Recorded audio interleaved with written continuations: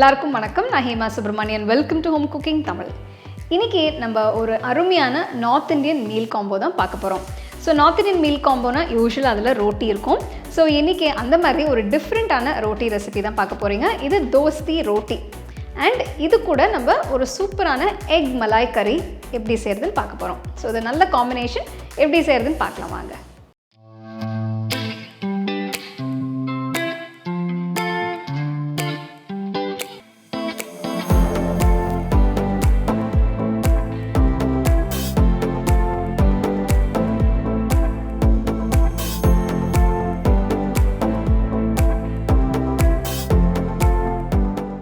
ரோட்டி செய்ய முதல்ல மாவு பிசையணும்.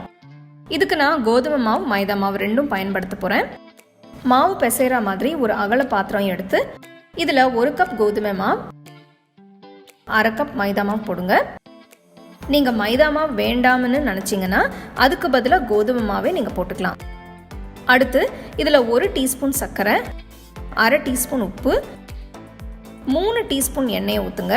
உங்களுக்கு விருப்பமான எண்ணெய்க்கு பதில் நீங்கள் நெய்யும் ஊற்றிக்கலாம். தண்ணி ஊற்றுறதுக்கு முன்னாடி எல்லாத்தையும் ஒரு தடவை மிக்ஸ் பண்ணி விடுங்க. இப்போ இதில் கொஞ்சம் கொஞ்சமாக தண்ணி ஊற்றி பிசையணும். ஒருவேளை தண்ணி அதிகமாக போயிடுச்சுன்னா கொஞ்சமாக கோதுமை மாவு சேர்த்துக்கலாம்.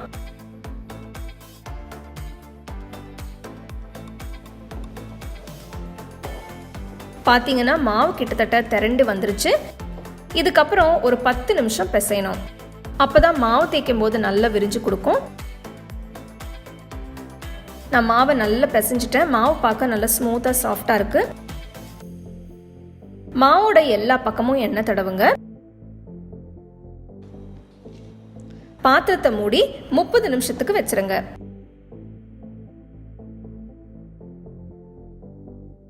இப்போ 30 நிமிஷம் ஆயிடுச்சு. மாவு நல்லா சாஃப்டாக இருக்கு பாருங்க. இதை இப்போ ஒரே அளவு உருண்டைகளாக பிரிக்கணும். அதுக்கு முதல்ல இதை ரோல் பண்ணிட்டு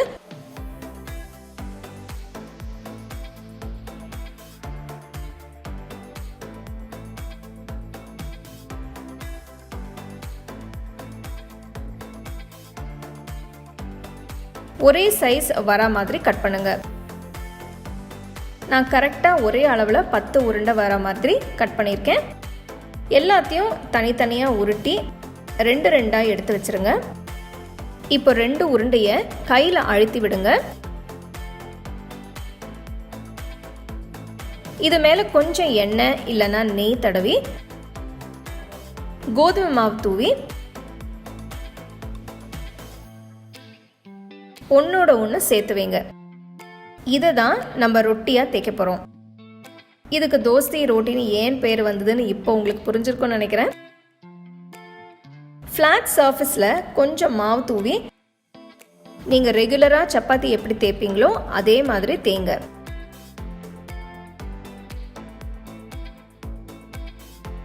முடிஞ்ச வரைக்கும் நல்லா மெலிசாக தேய்ங்க.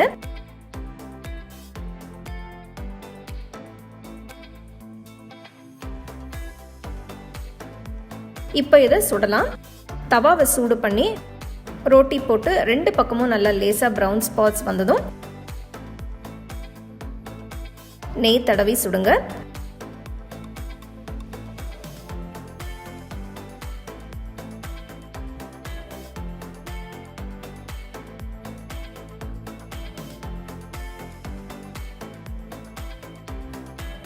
அட்டகாசமான தோஸ்தி ரோட்டி இப்போ ரெடி.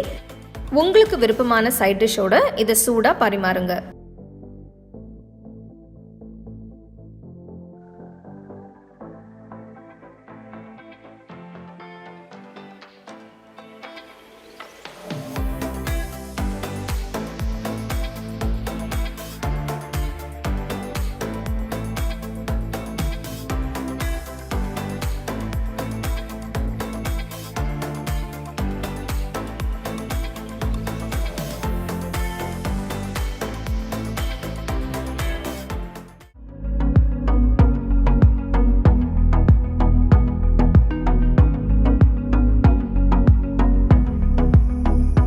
முட்டை மலாய் கறி செய்யறதுக்கு முதல்ல ஒரு மசாலா பேஸ்ட் அரைக்கணும்.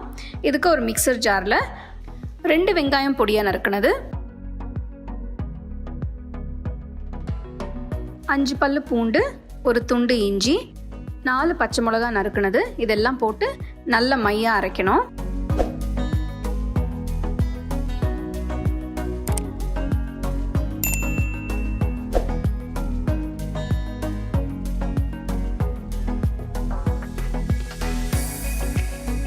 அடுத்து கடாயில் 1 டேபிள் ஸ்பூன் எண்ணெயை ஊற்றி அரைச்ச மசாலா பேஸ்ட்டை கடாயில் போட்டு நல்லா வதக்கணும்.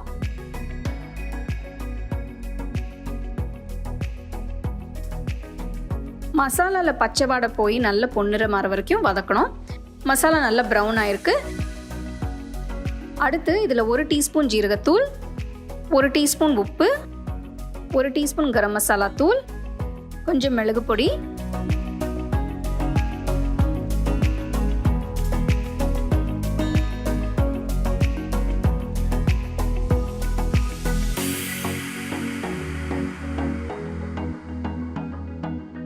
இதெல்லாம் போட்டு நல்லா மிக்ஸ் பண்ண பிறகு அடுத்து இதில் 1 கப் காய்ச்சின பால் ஊற்றி நல்லா மிக்ஸ் பண்ணணும்.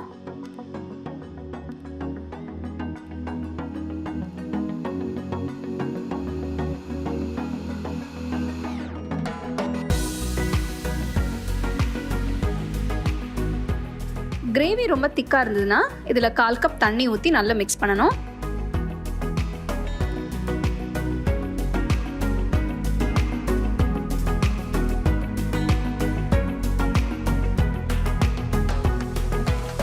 கிரேவி 5 நிமிஷம் கொதிச்ச பிறகு இதில் 4 வேக வச்ச முட்டையை பாதியாக நறுக்கி போடணும். முட்டையை பாதியாக நறுக்கி போட்டிருக்கேன், நீங்கள் முழுசாகவும் போடலாம். முட்டை போட்ட பிறகு கடாயை மூடி ஒரு 5 நிமிஷம் லோ ஃப்ளேமில் நல்லா கொதிக்க விடணும். கிரேவியில் நல்ல எண்ணெய் பிரிஞ்சு வந்திருக்கு.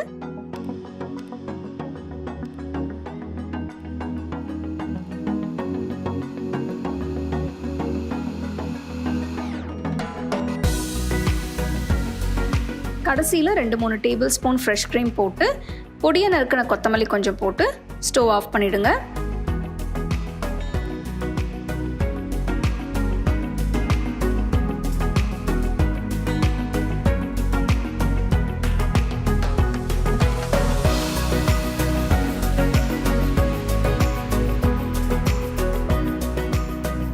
அருமையான முட்டை மலாய் கறி தயாராக இருக்குது. ஸோ உங்களுக்கு ரெஸ்டாரண்ட் ஸ்டைல் ஒரு மீல் சாப்பிட்ணுன்னு நினச்சிங்கன்னா இது ரெண்டுமே நீங்கள் வீட்டில் ட்ரை பண்ணுங்கள். ரெண்டுமே ரொம்ப சிம்பிள் ரெசிபீஸ், ரொம்ப ஈஸியாக செய்யக்கூடிய ஒரு ரெசிபீஸ். ஆனால் டேஸ்ட் மட்டும் ரொம்ப அருமையாக இருக்கும். கண்டிப்பாக அது ரெண்டுமே நீங்கள் ட்ரை பண்ணி உங்கள் வீக்கெண்டை நல்லா என்ஜாய் பண்ணுங்கள்.